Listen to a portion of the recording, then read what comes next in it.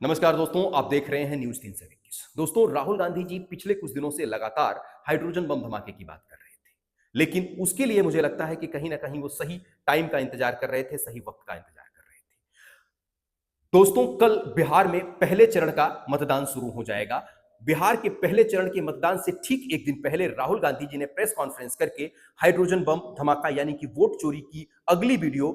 सबूत के साथ पेश कर दिया है। राहुल गांधी जी ने प्रेस कॉन्फ्रेंस करके आज हरियाणा में किस तरह से वोट चोरी की गई उसका खुलासा किया। उन्होंने बताया कि ब्राजील की एक मॉडल हरियाणा में आकर के टोटल 22 बार वोट करती है 10 अलग अलग बूथों पर। दोस्तों, उस मॉडल की फोटो के साथ राहुल गांधी जी ने एक बार कोड भी वहां शेयर किया, जिस बार कोड को स्कैन करने के बाद उस ब्राजीलियन मॉडल की फोटो खुल रही थी दोपहर तक। लेकिन अभी मेरे कुछ टीम मेंबरों ने उस बार कोड को स्कैन करके फोटो खोलने की कोशिश की तो वहां पेज नॉट फाउंड आ रहा था। राहुल गांधी जी ये कहते हैं कि हरियाणा में कांग्रेस और बीजेपी के बीच में हार और जीत का मार्जिन तकरीबन 22-23 हजार वोटों का था, लेकिन हरियाणा में टोटल 25 लाख फर्जी वोट पाए गए हैं। दोस्तों, अगर राहुल गांधी जी की सभी बातों को सही मान लें और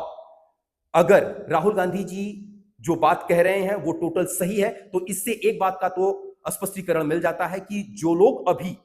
सत्ता में है यानी कि भारतीय जनता पार्टी के पास उसका कोई वोट बैंक नहीं बचा है। उसको ना तो दलित वोट कर रहा है, ना तो पिछड़ा वोट कर रहा है, ना तो ओबीसी वोट कर रहा है, ना ही मुसलमान वोट कर रहा है। उसको जो लोग वोट कर रहे हैं वो कुछ स्पेशल जाति के लोग हैं जिनकी जनसंख्या इस देश में 10 से 15% है। उनको छोड़ करके इस देश में कोई भी भारतीय जनता पार्टी को वोट नहीं कर रहा है, क्योंकि 25 लाख फर्जी वोट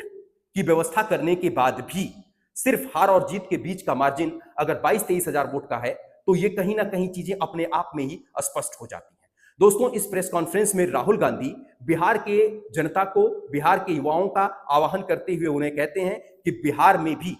जिस तरह की गड़बड़ी हरियाणा में की गई है उसी तरह की गड़बड़ी बिहार में भी की जा सकती है। उससे पहले बिहार की जनता को, बिहार के युवाओं को, खास करके जेनजी जनरेशन के युवाओं को अब लोकतंत्र बचाने के लिए तैयार होने की जरूरत है। दोस्तों, अगर राहुल गांधी जी की बातें सही हैं तो इस पर क्या आपको नहीं लगता है कि चुनाव आयोग को, मौजूदा सत्ता को, देश की न्याय व्यवस्था को, देश के जितने भी इंटेलेक्चुअल लोग हैं उनको आगे आकर के इस समस्या का समाधान करना चाहिए, क्योंकि अगर इस तरह की समस्या का समाधान नहीं होगा तो हिंदुस्तान का यूथ जिस दिन सड़कों पर निकलेगा तो श्रीलंका, इंडोनेशिया, बांग्लादेश देखने को मिलेगी। इस तरह की परिस्थिति में देश चला जाए उससे पहले चुनाव आयोग को, देश के प्रधानमंत्री को और मेन स्ट्रीम मीडिया जो जगह जगह इनको डिफेंड करती है उसे भी नोटी गड़बड़ियों को स्वीकार करते हुए देश से माफी मांग करके और फेयर ढंग से चुनाव होने देने। इसी के साथ धन्यवाद, फिर मिलेंगे अगले वीडियो में।